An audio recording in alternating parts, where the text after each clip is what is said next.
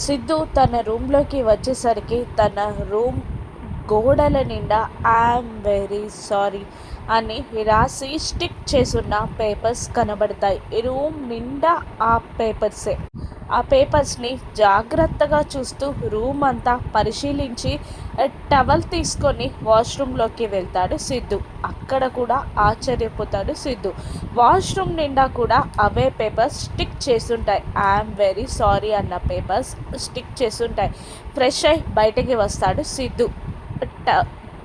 టవల్తో తుడుచుకుంటూ బెడ్పై చూసేసరికి అక్కడ రెడ్ రోజెస్తో పాటు ఒక లెటర్ కూడా కనబడుతుంది. మెల్లిగా అక్కడికి వెళ్ళి రోజెస్ని తీసుకొని చూసి అక్కడే బెడ్ పైన కూర్చొని ఆ లెటర్ చదవడం మొదలు పెడతాడు. ఐఎమ్ వెరీ సారీ అండి, ఈ మధ్యలో మిమ్మల్ని చాలా ఇబ్బంది పెట్టినట్టున్నాను కదా, మీరు నన్ను క్షమించినట్టే కదా అని తులసి లెటర్లో రాస్తుంది.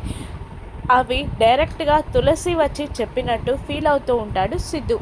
మీరు నన్ను క్షమించినట్టే కదా అని తులసి అడుగుతుండగా అవును అన్నట్టు తల ఊపుతాడు సిద్ధు. దాంతో తులసి సంతోషంగా సిద్ధుని ప్రేమగా అద్దుకుంటుంది.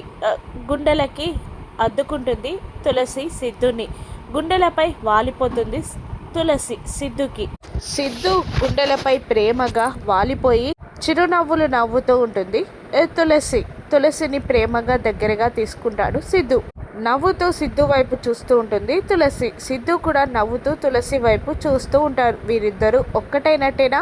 సిద్ధు పూర్తిగా తులసిని క్షమించినట్టేనా? రాను ఎపిసోడ్స్లో చూద్దాం. Thank you for watching.